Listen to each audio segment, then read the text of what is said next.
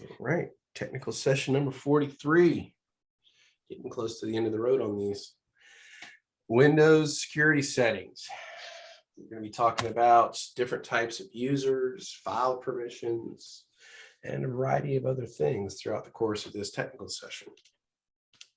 Objectives are going to be able to define the different types of user access, why we would utilize them, describe the new technology file system, Ntfs. If you remember, we talked about this a little bit earlier. We kind of touched on a lot of the features it had and how it intends to address security threats. Compare and contrast the various Ntfs directory and file permissions. Like, what is the difference in file permissions when you move a file versus when you copy a file? We're going to learn about hereditary permissions. We're going to learn to be able to describe single sign-on and how useful that is in an enterprise setting, and then get into Bitlocker and EFS. What is the difference between the two, and how we would employ them. Key BSMs we want to take into account with regards to this technical session or adaptability. As with regards to any security issue, we need to be very adaptable and change to the ongoing threats that are going to be opposing our systems and our setups, and trying to gain access to our data, if not just try to wreak havoc on our systems, depending on the organization you're within. Also, personal responsibility. If we make mistakes, we need to own up with those mistakes. If we have great successes, we also need to own up to those great successes and be our own cheerleader in those respects. But if we say we're going to do something, excuse me, we do it. You know, if I tell my boss I'm going to have this completed, for them by tomorrow, I need to have this completed for them by tomorrow. If I overestimate my ability to accomplish it in a specific amount of time, that falls under my personal responsibility, and I need to own up to that fact. Yep. So moving forward, Windows user accounts and groups. So a group specifically is a container that holds user accounts and defines their capabilities of its members. So in an enterprise setting, you're not going to individually create every single user account, checking off all the permissions they should have or shouldn't have or something like that. Likely they're going to have images based on groups. So if you're in operations, you will be a part of that group. You have a generic set of permissions you'll be allowed. If you're an accountant, you will have a different set of generic permissions and you will be allowed those. If you are a student, you may have specific permissions you're allowed, and they will have images for each one of these groups so that it helps speed up the process for IT, getting people up and running, all of that stuff. It makes the process go much smoother. Also, you have already had these images tested, so you know that they're hardened. They should be adhering to the principle of least privilege, so they not be given any authorizations that they should not have to operate on a normal daily basis. Any ports that should be closed will be closed, because we will have done a hardening process to secure the image even more, and so on and so on and so on.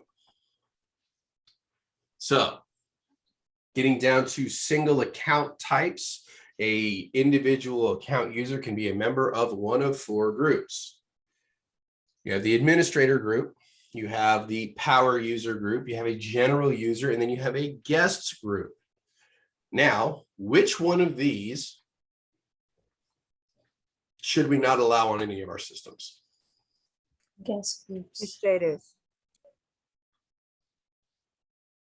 Did somebody say administrator? I said guest. I know, I heard you say yes. Janina says no one can be in control.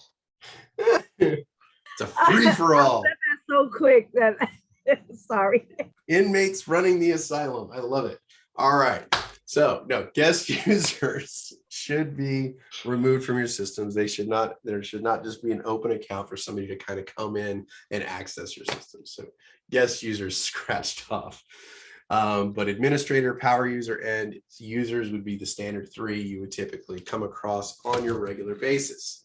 So administrators, administrators have the privilege essentially or power to do things from the smallest tasks way up to the highest level things like removing operating systems and doing pretty much whatever they need to with the system. They are the most powerful of all the users. They have the most authority within the systems. Who can give access to administrators? Basically, any member of the administrative group has complete administrative privileges. So even if you have administrative level access, typically, if you're in IT, you'll be given two accounts. You'll have an administrator account and either a power user or a standard user account. For 99% of what you're doing, you would use your standard user account. So you would use that to do the vast majority of the tasks you want to accomplish or need to accomplish. Only when absolutely necessary would you switch over to an administrative level account in order to perform a task. And as soon as that task is complete, you'd immediately log out of your administrative account and go back to your standard user account. Why is that?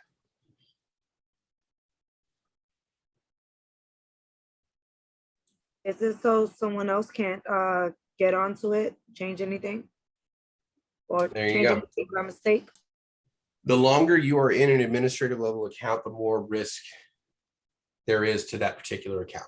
So if you accidentally download a file, contract a virus or some form of malware, and it infects during that time when you're logged into the administrative level account, whatever has infected the system now has administrative level access. So you want to minimize that risk as much as possible by using your standard user accounts rather than administrative level. So, And you can also, we're human. You can easily just accidentally change something that you didn't really mean to change. And there's less blockage when you are an administrator. Sometimes it won't even ask, like, are you sure you want to do this?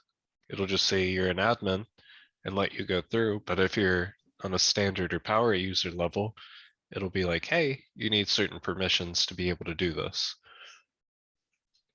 It's just a good check and balance system for yourself as well. good point.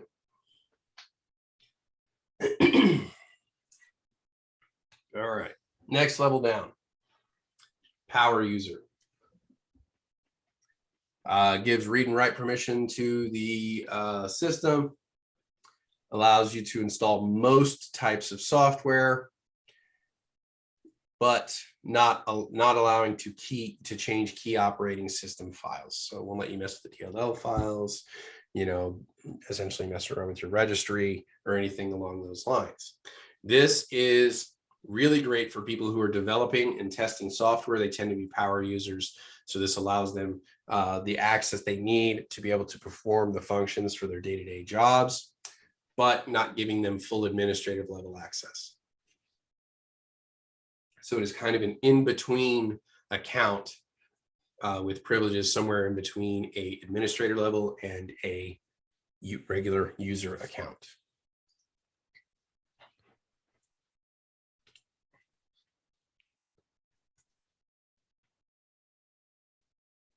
Questions with regards to power user? No, don't turn it yet, please. Now I want to. The student paste is already in Slack if you do need to go back to this. I'll give it another about 10 seconds. I'm gonna grab a drink real fast. Yeah, I gotta walk 3 feet that way. I'll be right back. Okay. I do have it. Why can't I in the Avery? Go ahead. Why can't I say if y'all go forward, why can't I stay on the page like previously if it's student paste? Because the student paste one isn't connected to this specific slide. Like the slideshow is the same, but the student paste, you go back and forth as you like, but this link that we give you is for like our presentation. Like Oh, it's connected directly to the link that you're on. And so we control the pace versus the other link is like its own separate file, basically. got it. I always thought it was exactly the same one. I kept wondering why y'all were calling it student pace. Good question though. Absolutely. So got to lower my brain cells. Thank you, Renzi.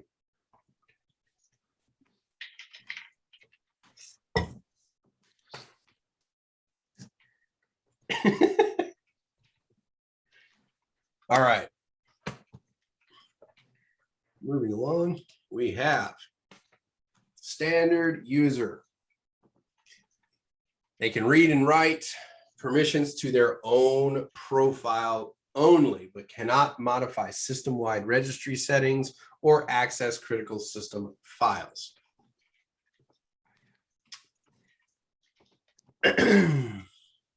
They can give access to regular users that belong to the default users group. So they can give, file permissions to anybody who is within their group, essentially.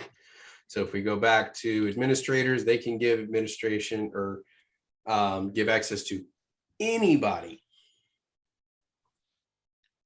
They have complete privileges. So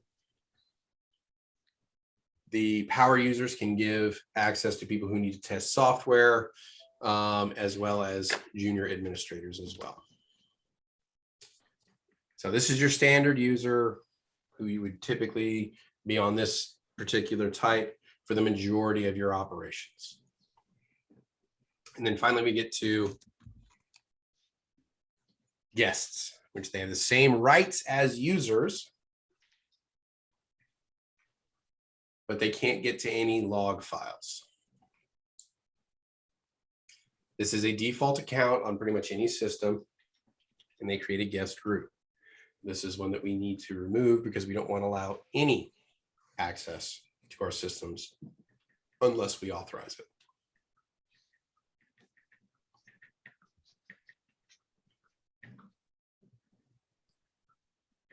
Questions?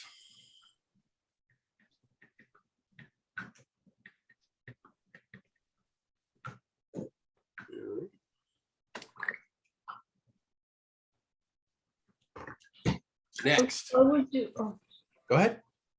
No, we'll stop why at would questions. you use why would you have an account for a power user? Well, like who would get that kind of account? Typically software developers, testers, things along those lines, and junior administrators, people who you're kind of working on, developing those skills to fully manage the networks and stuff like that, but they haven't quite gotten there yet. So this gives them some elevated privileges, but not full administrative access. It's that in-between phase. And also administrators as their second account. Is that what the step down from administrator is? Mhm. So you get the highest level, which is administrator, then power user, then user. Okay, not a standard user account, but a power user rather. Well, Okay. depends on where you're at. Some places may require you to use a standard user account to get most things done and then move up to administrative. Some may utilize the power user as well. So it depends on your department and how they wish to structure things.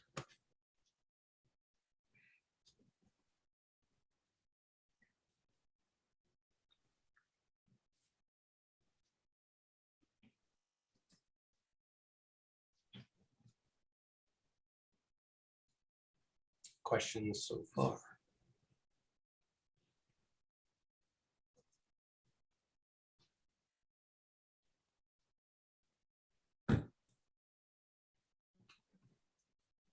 All right, so any version of Windows, you have a way to manage the users who are allowed to use the system and stuff like that. Most of them have a applet in the controls panel that is called user accounts, and that's where you would add and remove users from access to your particular system. More advanced ones like your enterprise level and stuff, Windows accounts may have local users and groups. And this is where you go to kind of modify these things.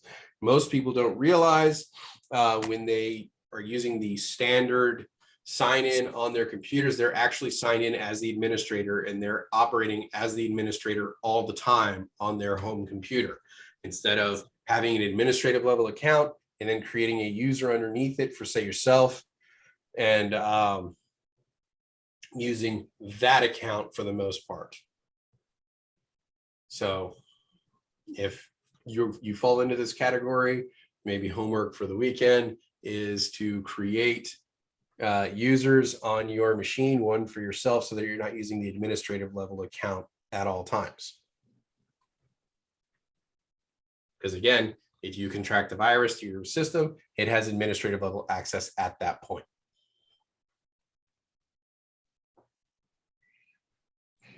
I imagine there is a lab for creating users. Avery, what do you think? I'm trying to think.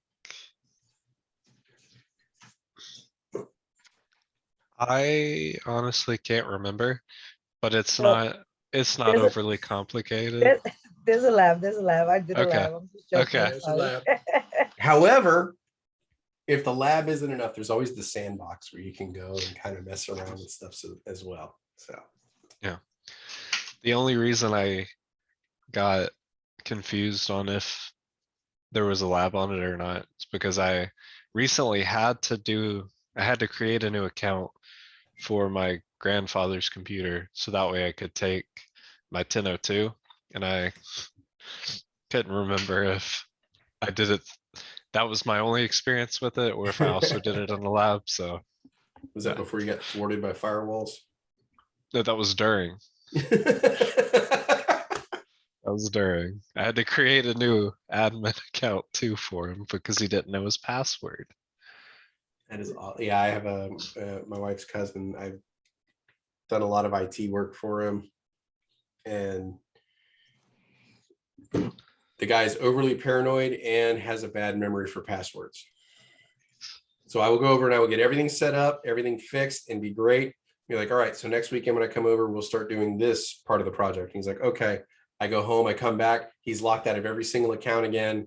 Half the stuff is unplugged and put in boxes because he was paranoid somebody was going to be breaking into his systems. He's absolutely sure it was a hacker because, you know, why not? So after like 10 trips to his house where I was literally having to hook all the electronics in the house back up, get him back into all of his accounts. Oh, one thing I learned in that process of creating a new administrator account, Mhm. turns out you don't actually need a password as an administrator.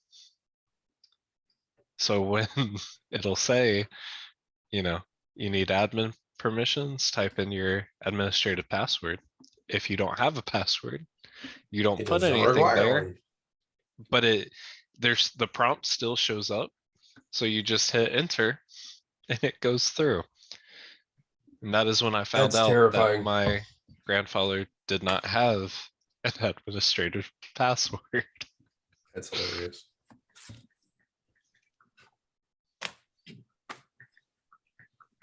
Gotta love it.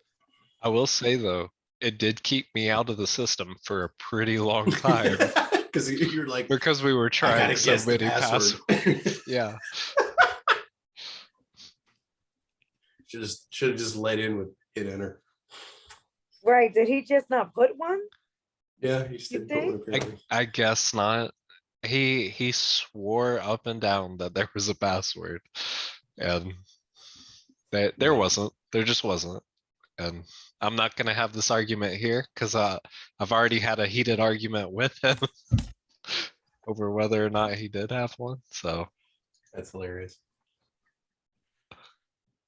All right. Onward. UAC, or user account control. basically the watchdog for your user groups. When, for the administrator, you can set this to allow unintentional or unauthorized changes to the computer system by prompting permission to continue requiring the administrative password before we're continuing, just like we were talking about. It was introduced in Vista, and it works for both standard user and administrator accounts. They have various levels you can set it at, more aggressive or less aggressive. And as we always say with anything with security, what is the switch? Convenience versus security, right? That's our trade-off. So the more convenient something is, the less secure it is. The more secure it is, the less convenient it is. If I want my network to be absolutely and utterly secure, I can unplug it, put it in a metal box, and bury it in the backyard. It's absolutely secure. Nobody can get to it. It's just not very convenient or useful, right? So, same goes true for this. It may not let them access to things like defragmenting, to the Windows Defender firewall, all that stuff. That stuff you would set the settings and then leave them in place, and then the users would not have access to be able to change it. As a user, I found this one frustrating because I was like, look, I just want to defragment my hard drive because I know it will help. And I hate the fact that I have to call IT every time I want to do that. They're like, well, I'm sorry, we can't change that permission. It's part of the user account control. So, all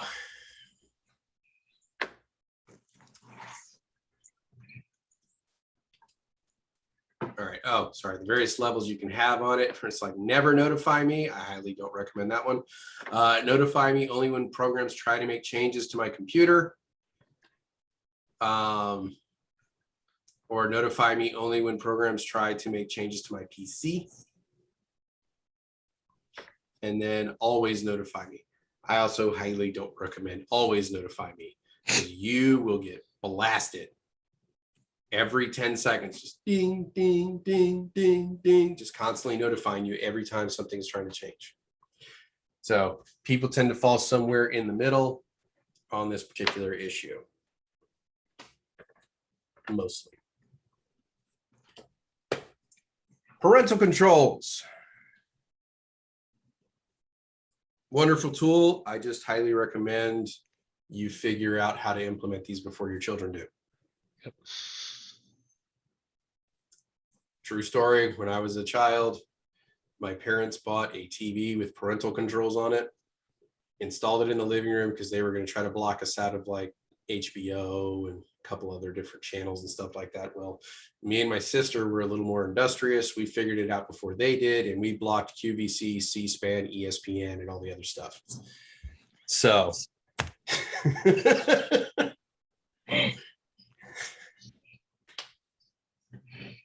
if you're going to implement, even if you don't implement it, figure it out, put a password on it just so that they can't be done to you.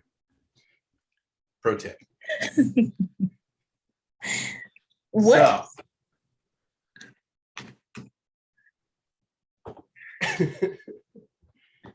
I'm an old soul, Renee. I just want to know what happened What do you mean what happened? Well, with my parents?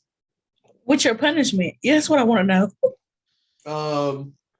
Me and my sister, we left it in place for about a month while being grounded. So they grounded us, but we were just relishing in it because they were out there trying to figure it out, and we could see them in the living room trying all the different ways to get past the parental controls. And we took it for about a month and we're like, okay, fine. And then we unlocked it at that point. So Y'all would have got a whooping that day. I'm sorry. They should have whooped y'all. A month? Not a day, a month. You will find out that Kelly has done a lot of things in his lifetime that has deserved a whooping. and received plenty too.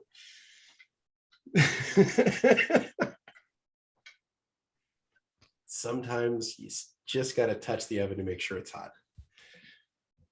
Wow, really? I cannot. So Yeah, when me and my sister worked together, it was bad. Usually we were working against each other. All right, so parental controls allows you to monitor and limit activities. You can limit screen time, say, hey, I limit you to have a half hour a day, or you're not allowed to visit these particular sites, things like that. With any device that, like in my house, any device that my kids have access to, even with regards to homework, they're cut off at 8 o'clock. 8 o'clock's bedtime. All their internet access shuts off at that point. Does not come back on again until 6 o'clock in the morning. So that's something that you can employ based off of that. Or if you say, hey, no more than 30 minutes a day or a week. I think my wife, she was limited to 1 hour of TV a week, period. You know, things like that. So you can actually set those limits and have them run automatically so you don't have to deal with them anymore. And you can probably get away with saying, man, I don't understand why it does that. So you don't even have to explain it to your kids. Just like, that's weird. Well, I guess we can't use the computer anymore. And then you're not even the bad guy. Yeah, unfortunately I tried that. My son looked me straight in the face and says, that's not true. You fix computers. Ugh. As my wife runs out of the room laughing. So she pretty much gave it away. I don't care All about right. weekends, but weekdays, no Xboxes, no computers, none of that. Yeah. I give my son about an hour to an hour and a half on video games if he has a really good week at school. No good week at school, no play.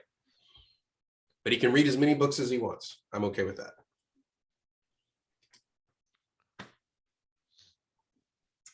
All right, continuing the journey of Ntfs file systems. We talked about this one earlier. We were talking about the FAT32, FAT64, exFAT, all that stuff. We got into the Ntfs. It has all those extra bonus features that make it a little more desirable system to use. It was introduced with Windows NT, can handle much larger disk sizes. It addresses a lot of security concerns, handles things like encryption. It allowed for more stability.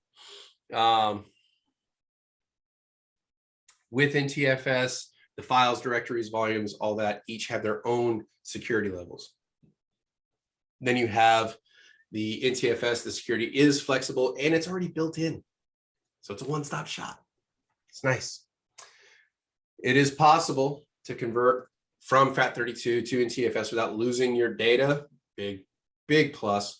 If anybody ever has done conversions from Mac to PC or PC to Mac, your file system setups that you have are critical because Mac can read a lot of Windows stuff. Windows can't read a lot of Mac stuff. So if you don't have the proper file systems in place, it won't read it, and it will actually try to format the disk right off the bat because it's, you know, it thinks it's what it needs initially. All right, so Ntfs Security, what does it offer? It offers various levels of permissions, as well as on the file level and the directory level. Single sign-on, beautiful feature. And then we have BitLocker versus EFS.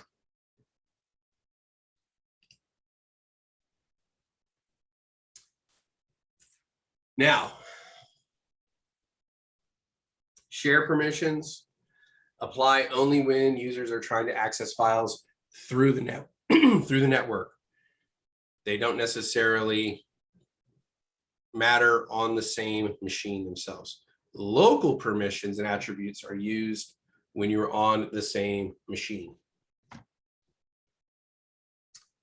So Ntfs permissions, they're able to protect at the file level. So you can encrypt individual specific files and permission levels on individual specific files. And then you can apply those permissions as well to the directory level. So they can affect users on individual machines or across the entire networks themselves when they are applied. And the share permissions are only in effect when you're attached to the network. If you're off network, it doesn't matter because they can't access the systems on your files. Questions so far? Wait, what did you say? This last part, that if they're on Share the, permissions only matter for network shares. Local permissions are on that local device. So say you have a user account on the computer, and then on that same computer, say Avery works off shift from you, and he's on that exact same computer. So, and you maintain a spreadsheet, he also needs access to that spreadsheet. So in order for Avery to be able to see it, you need to set local permissions so that Avery can see it, because he's using the same computer you are. Now, say if you wanted to share that same file with Marvin, who works in a different building, you would need to set share permissions so that that file could be shared over the network. So local is the individual device. Share permissions are when you're sharing it over the network. So if your computer is not attached to a network, which is exceedingly rare these days, but if it is not attached to a network, then share permissions don't matter because there's nothing within the network that can attach to your machine. okay, thank you.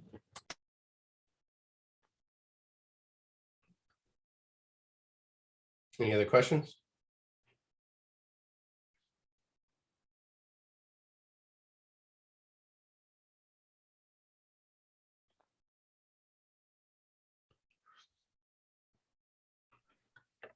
All right.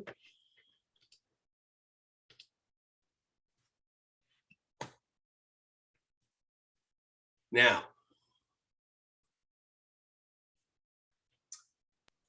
What happened to 2? You're asking lots of questions today, Janina. Look, I wasn't Hmm. here yesterday. Why I don't gotta you catch up. why don't you just let some things I slide? gotta catch up. Those kids got to me yesterday. You don't That's understand. hold on, let me check something real quick. Let me pause the recording. All right, so Ntfs permissions. They fall into one of 3 categories, which is allow, not allow, and deny. Avery, what is the difference between those 3?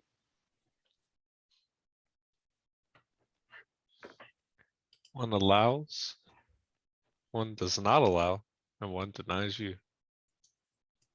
Really?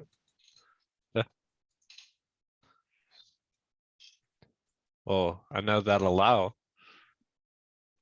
will allow you into the system at the very least, but I don't really know the specifics between not allow and deny.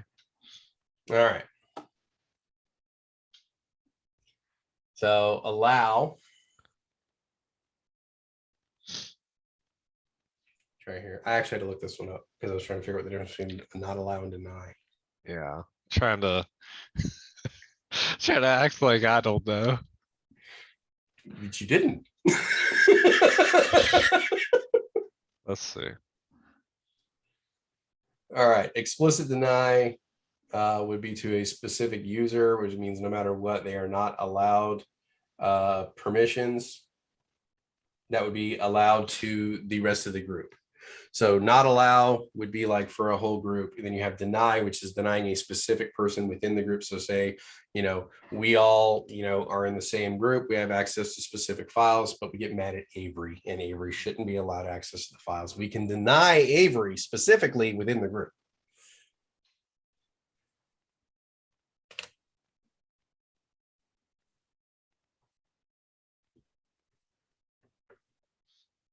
All right.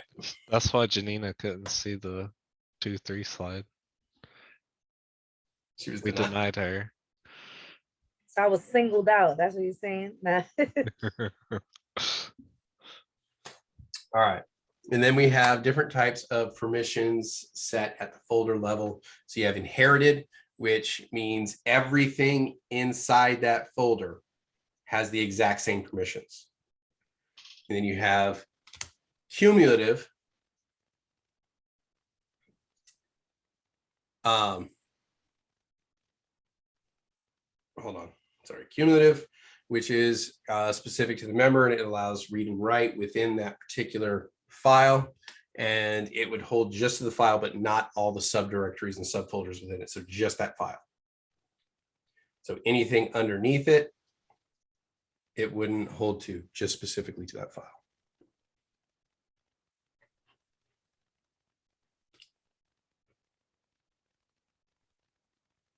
Yeah, there's a couple of them that like can confuse you on that, unfortunately.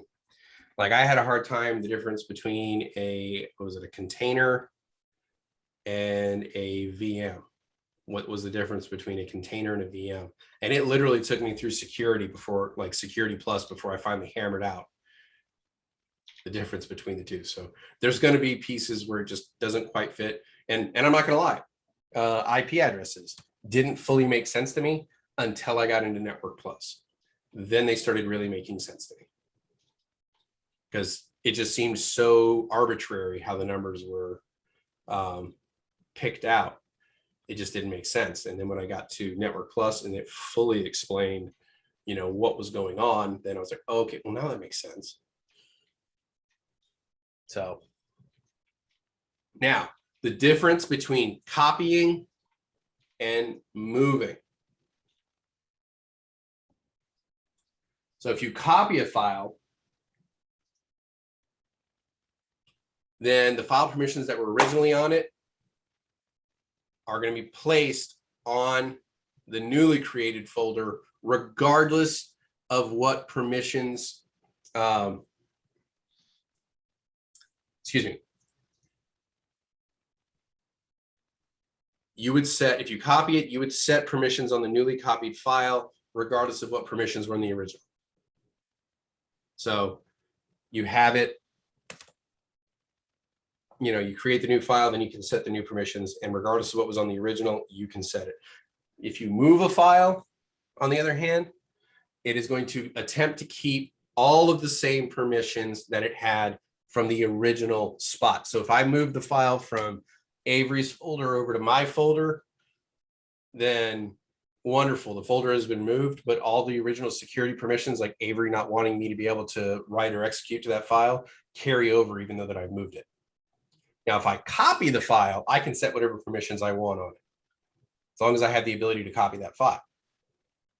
So then I can. Sorry to interrupt, but No, go ahead. so when you think about copying the file, you're essentially creating a second file. And so that second file is taking on the permissions of where it's assigned, right? The folder that is being moved, that is being copied to, it would have the same permissions that were assigned to that folder? Yeah, so wherever you're copying it to, whatever permissions are assigned to that folder, or that wherever it is placed, that's what the permissions will be assigned to that file. But if you move it, you're taking it from one place and putting it into another. But So the permissions and security on that file won't change. Yeah, because it's the same file. But when you're copying, you're like making a second file essentially. Okay, you but can if set- you, oh, ahead. I have a question too. If you aren't a user that could copy the file, I don't know how to explain, ask the question exactly. So let's say I'm not a user who can access the file, so I won't be able to copy, move it, or nothing, right? No. Okay. Yeah, But if because it's something, go ahead. Sorry. No, go ahead. Yeah, because that was going to be my next question, because you can use that as a way to get around that security. Just make a copy of it, but if you're not allowed to copy it, then that's a little more secure. If you don't have the access to be able to copy it, you know, then that's the case. So like Like the Google Docs that we will show you, like we'll be able to allow you to view it. And if you view it, you typically can make a copy of it if you're already allowed to view it. And then once you've copied it and then you can make changes to it, then it's your permissions. So, you know, at that point, you can dictate what can be done to it versus you being able to change the original document. But first, before you're able to do that, I have to be able to allow you to see that document to be able to, you know, make a copy. So if you're not allowed to see it at all, you can't just make a copy so you can see it. Okay, so can you make a copy from just a permission from a read-only permission? If you're only allowed to read the file, can you make a copy from that? It depends. Level of, okay. Yeah, that's, you know, unfortunately that falls into the very gray area of it depends, because you may have read-only access, but they could have copy blocks in place to prevent you from making copies, because it may be something that for security reasons, you can read it on an individual machine, but you can't print it, you can't copy it, you can't email it, you can't do anything else to it. So, but it may be a case like the Google Doc where we're allowing you the permissions, you know, via network sharing, but yeah, you can go ahead and make a copy of it for yourself and modify it however you wish.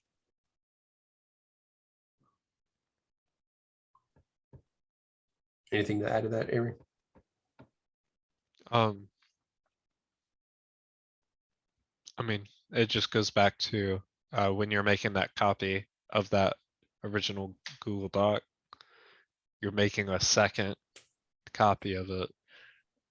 So, you know, the permissions It's will essentially be a what new you- file. Yeah, exactly. It's a new file, so it's gonna have the permissions that you set it to have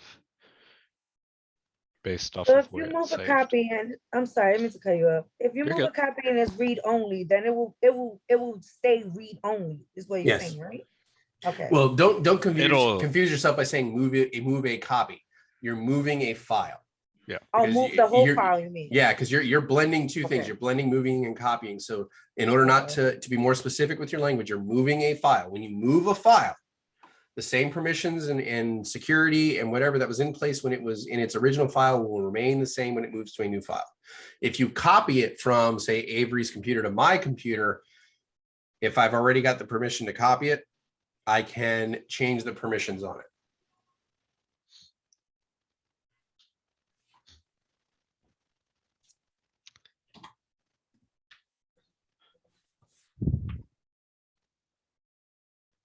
Any other questions? We have good questions today. I know, good engagement. See what we can do without Marvin. Hey, This is a shame they fired him though. yeah, it's terrible. Y'all need to be stopped. I almost said for real. See, the bad thing is like when something bad does happen and we do actually say it, everybody's gonna be like, no, that's not true. It's not the way it is. Like, no, in real life, that's the way it is. All right. So file permissions within the NTFS system that you can utilize. You have full control, which they can essentially take ownership, change it, delete it, do whatever they want to that file. Then you have read access, which allows them to view the contents of the file and to see the ownership and attributes of that file. Read and execute allows you to read that file and then execute from that file if you so choose. This may come into play, you know, when you're doing scripting and things like that. Being able to see a script versus being able to execute a script are two different things. And then write allows you to overwrite stuff that is on the file, as well as change the attributes, and then you'll be able to see the ownership and permissions. And modify combines read and execute permissions with the write as well, and further allows the user to be able to delete the file if they so choose. So these are the various levels of file access you can have. And I've posted this image in the chat. That way you can have it. I All wonder, nice and handy. trying to remember if they get into the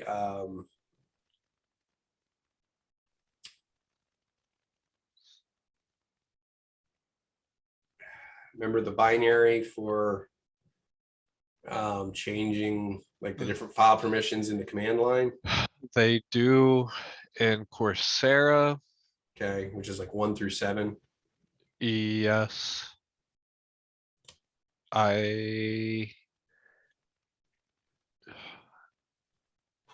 Yeah, it's kind of blurring together what was Blurring 10 and together. 2 and what was Yeah, Coursera. Talk All about right, yeah, the- I think It is You- super Linux? handy. You're talking about the Linux changing permissions in Linux? yeah, but you basically they're utilizing 3 binary bits to determine was it read, write, and execute. Mhm. So you would So, have 3 bits, and 4, then 2, 1. so it's on and off. So 0 is off, 1 is on, 0 is off. So with this, we know it's 1, 2, and 4 for the value. So if you add them all up, it's 7. So in any combination of these, you could just use a number from 1 to 7 to represent it. So if I put 6, I would know that is 1, 1, 0 with regards to the binary. And then they have the user, the group, and then everyone else. So, so you'd have these 3 bits, comma for the user, then you would have 3 bits for the group, and then you would have 3 bits for everyone else. And then this would be represented as like 4, 7, 1. So they would show that in command line, and that would show all 3 group permissions. 2, 7. 2. Yeah. How dare 2, you 7, correct 1. my binary? All right, 2, 7, 1. Fine. They do a pretty decent job of explaining it There you go. in Coursera. Yeah, I mean, so when you get to it, just understand that where this is coming from is it's 3 binary bits and 3 groups of them to determine individual user, group, and then everyone else. So this would be everybody, like I have full access to everything. My group, which would be like this class, would be able to read and write to, ask questions and stuff. And then everybody else will be able to just read what we did. So outside the class. So yes, Rienzi. And the actual performance of the job, is that something that you would need to know in order to, work within TFS, or is that just explaining to us at that level what is happening? One, you may use this because you're going to keep files proprietary to your group and to your IT, because they may have manuals and stuff like that, which only you should have access to and be able to read. And they also don't want you modifying those manuals. Maybe only the supervisors can add policies and procedures to those manuals. So they would have read and write access. And then only executives would be able to execute or delete, files from these manuals. But also individual users within the company may have their own files that they maintain, but they don't want everybody being able to read them. I mean, the binary. So to I'm sorry, answer what? your question, Renzi, you probably don't have to know this specific ways to change file permissions in order to do the binary the part. job. But it's one of those things where understand how to use the command line. It is significantly more efficient because you can change user, group, everyone else all in one versus doing each thing individually.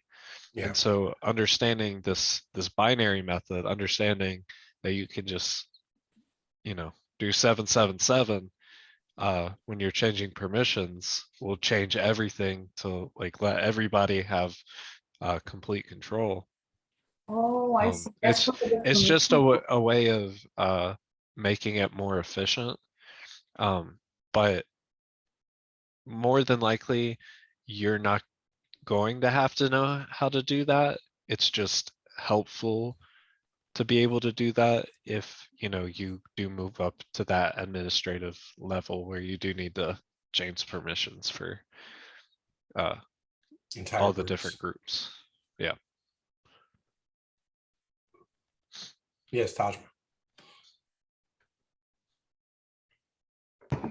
So last night I was just getting into week 1 of security, and I was wondering what's the difference between like the PowerShell app and like the command. It looks very similar. I guess I just don't actually know what is the PowerShell app, because it looked like BIOS when you first open a computer. Well, no, not BIOS. We can control BIOS. DOS, like the normal command line. Avery? Yes. So my understanding of it is that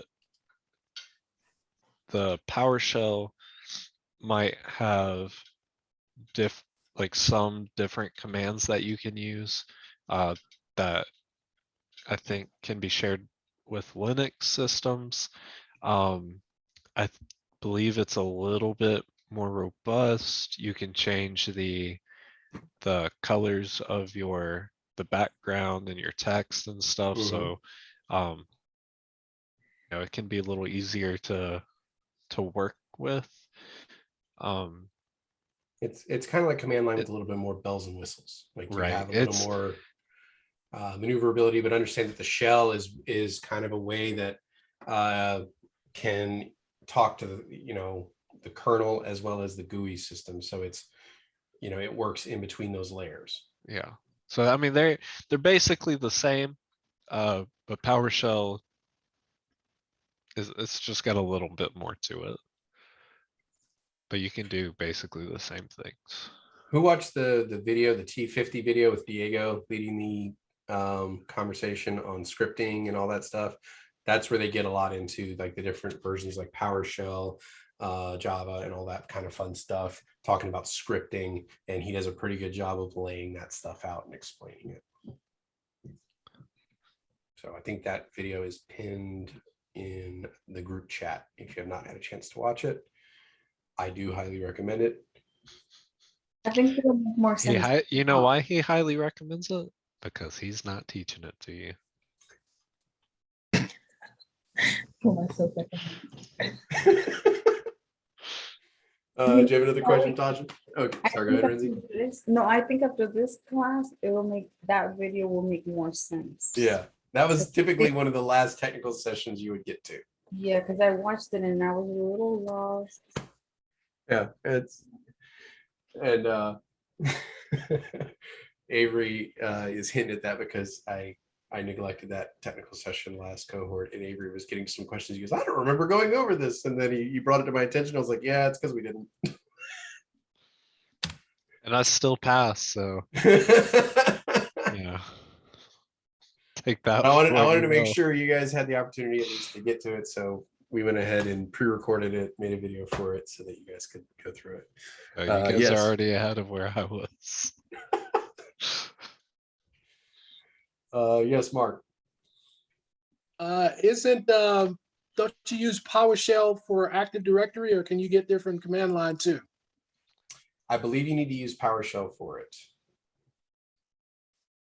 I am not 100% on that, unfortunately, but I believe PowerShell is the main interface to get to it. Avery, do you know anything different? We'll have to ask Marvin because he actually You didn't teach it to me. Doesn't matter. I don't know.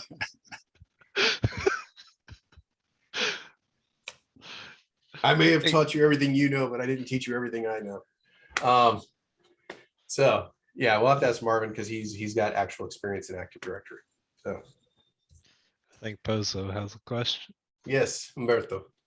Yes, I believe that Command X is the old Microsoft DOS. Yep. And PowerShell is the new version and is more powerful than Command X. Yes, PowerShell is significantly more powerful, yes, than the original DOS.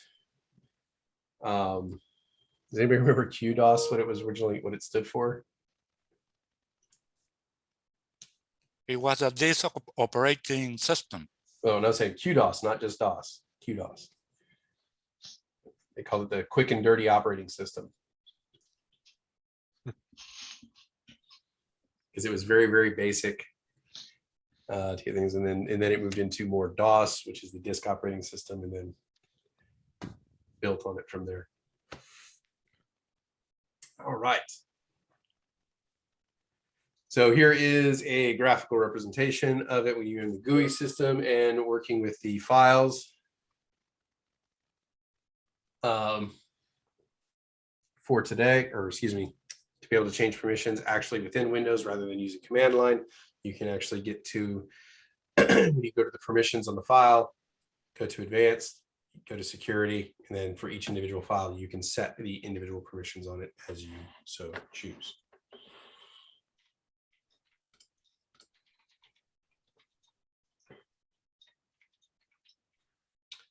Directory permissions. Very similar to your file permissions, except at the directory level.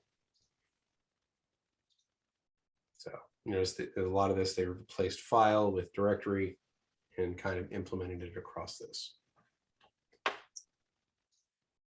Within your directories, same thing. You can set your file permissions through properties, advanced, and security settings. And so, Renzi, this goes back to what I was saying.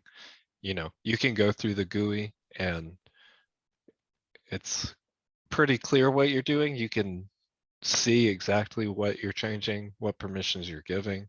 But it is a lot slower than if you were trying to change a lot of permissions all at once. Yep. Exactly. Especially if you're a quick typist. Yeah. You'll see a lot of people in IT, the faster they get at typing, the less they use their mouse for pretty much anything, because they start learning the hotkeys for all the stuff they're trying to do. And, you know, people like Diego, and I've seen a lot of other people, they almost never touch their mouse for anything they're doing, because it is just much faster and more efficient to use hotkeys and type rather than dragging your mouse all the way across trying to figure out what you want to get to. All right, single sign-on. Has anybody ever gotten password fatigue? Where you get 20 or 30 passwords for a company you work for, kind of just gets really old trying to memorize all those passwords, and then 3 months later you got to change them all again, and it leads to you forgetting passwords pretty regularly, having to call IT, get things reset, slows you down on your work process, all that kind of fun stuff. Well, there is a solution called single sign-on. It allows you a way to authenticate you through all the things you're supposed to have access through your original authentication from that system. It basically, once you have authenticated through it, it says, okay, I know this person is who they say they are. I'm going to send that information out to the other programs that we utilize. Those programs trust me. So I'm telling them you're good for all of those systems because I trust, based on whatever criteria, the multi-factor authentication or whatever, when you've signed in, you are who you say you are. Now, that basically is a setup for what is called Kerberos, which is an authenticating system that it is a system of what's called ticket granting tickets.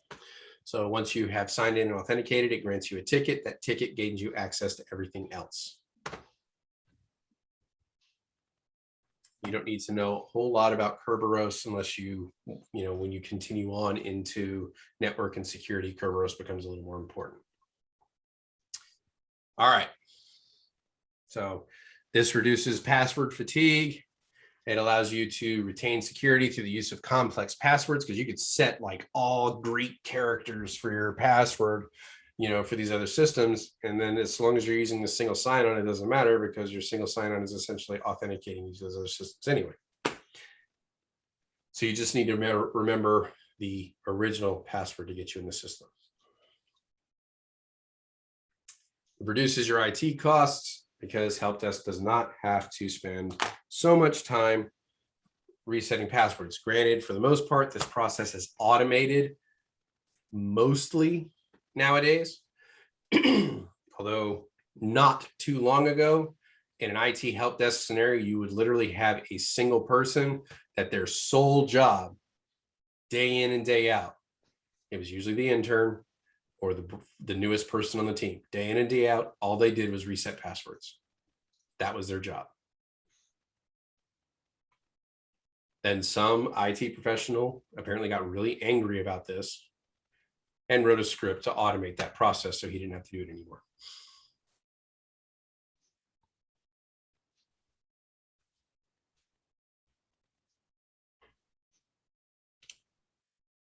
All right, BitLocker.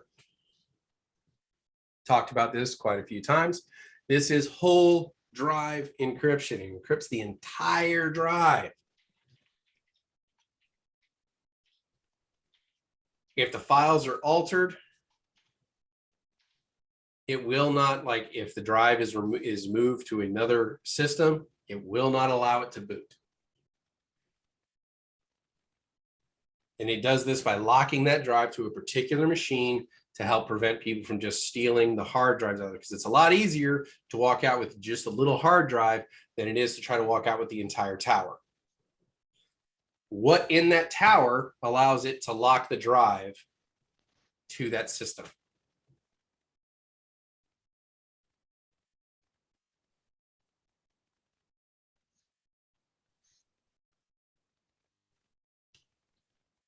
Can you say that one more time?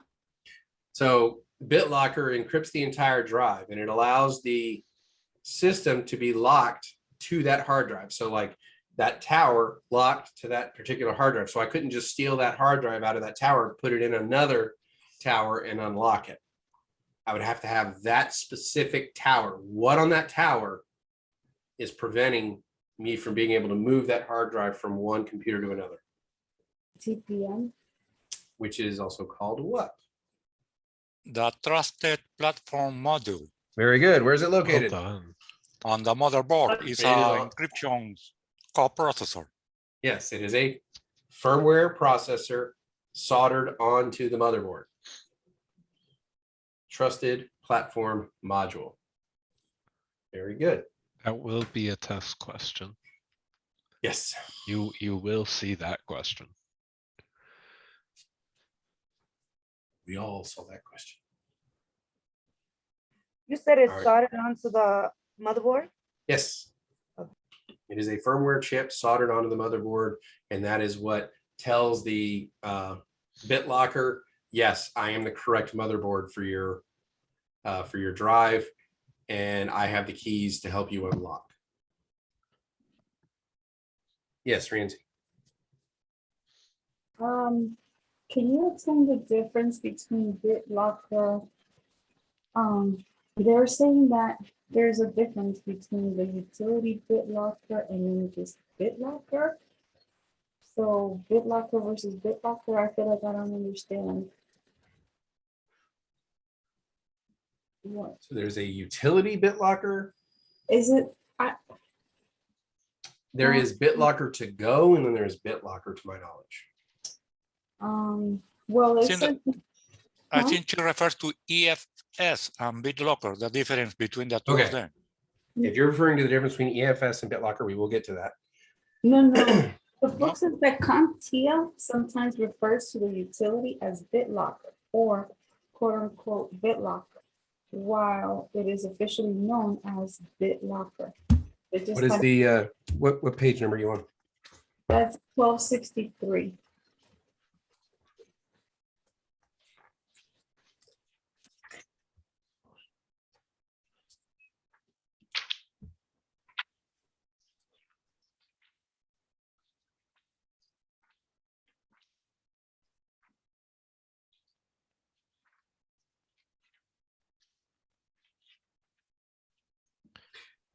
It just looks like they have different spellings of it, or the way that they present it, because you have a hyphenated versus a regular, but it's the utility itself is probably copyrighted as bit-locker, And then the marketing of it is BitLocker without the hyphen.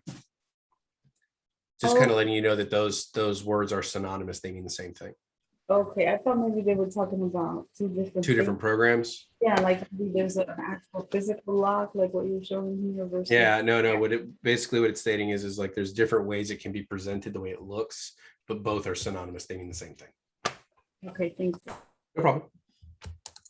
It's a All good right, and- question. Yeah. Definitely threw me for a loop. Yeah. It's like, wait a minute, what? Yeah, I didn't know what they were talking about either. That's why. So next, Bitlocker To Go. All the fun and excitement of Bitlocker itself, but on removable drives. So it allows you to encrypt your jump drives or removable hard drives on your systems as well.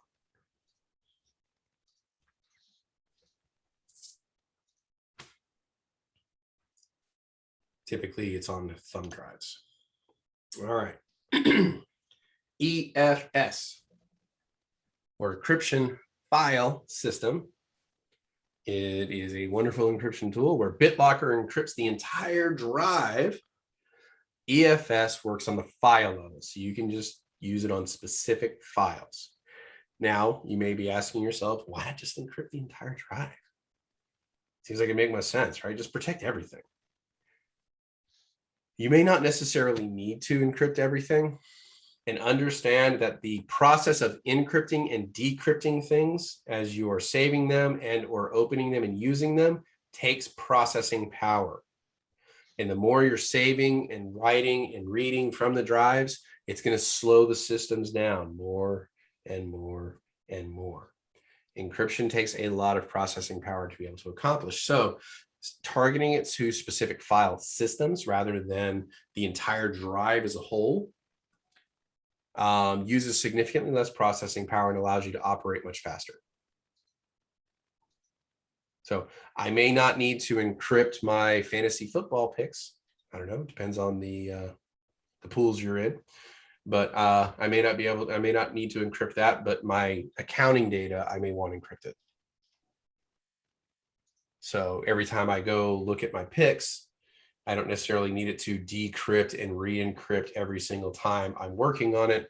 But anytime I want to mess with my, my accounts, my bank accounts, my investments, things like that, I definitely want that stuff encrypted.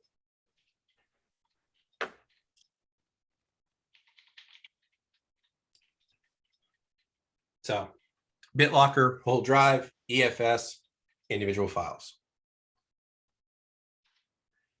Questions?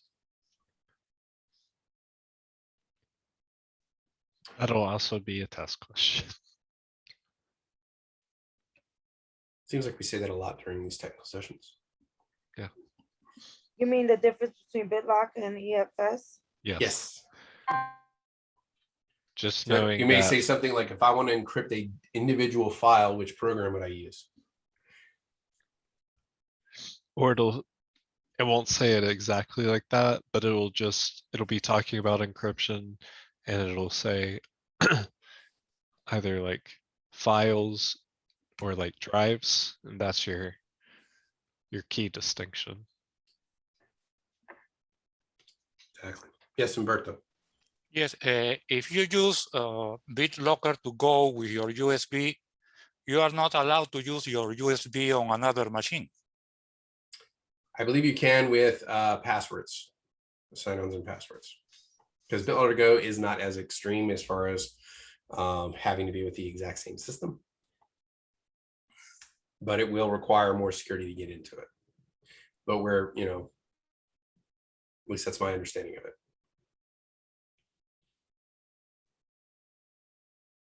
Yes, Avery. Apparently my dog is attacking my wife. Oh. Yeah.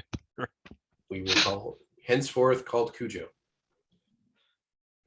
I don't know what's going on. So, although it's kind of hard to be terrified of a schnauzer. Yeah. Saint Bernard. Yeah, those are big boys. Anybody ever seen a Newfoundlander dog? It's like Oh, the it looks Newfoundlander? I thought it was a Newfoundland. Newfoundland. Yeah, Newf- it looks like a bear. It's just a giant dog. They love the water.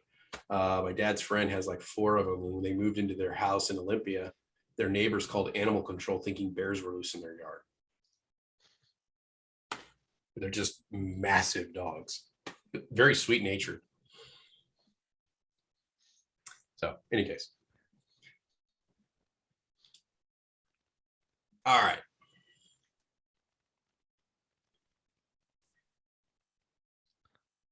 Typically, Windows 7 only supports 3 types of user accounts. You have the administrator, the standard, and the guest. They do not utilize the power user in this particular case. And then just kind of shows you in Windows where you would add a user for 8 and 8.1. This is a graphical representation of what it would look like when you get in there. Although I don't really know if, does anybody in here use Windows 8? Was anybody here like a Windows 8 fan? My dad does. Because he got a 8, not 8.1? no, it's 8.1, but Okay, as I'm saying, Windows 8. Anybody in here a Windows 8 fan? it was Windows 8 until I upgraded it ages ago. Well, yes, Park. Not necessarily a fan, but computer couldn't get upgraded because of I think because of the hardware. I couldn't upgrade it to Windows 10, so it's kind of stuck. Well, 8.1 is not bad because then you get back still to the normal GUI system, where 8 was the tiles that you slid. It was like a mobile phone operating system. Not that one. I think it was 8. Still Yeah. at 8. Okay. Because like, yeah, most people, like you can't even say it has a cult following because it was just so universally disliked. Very, very few people actually enjoyed 8. And most were like ecstatic when 8.1 came out and they could upgrade to that and go back to kind of looking at like older Windows. All right.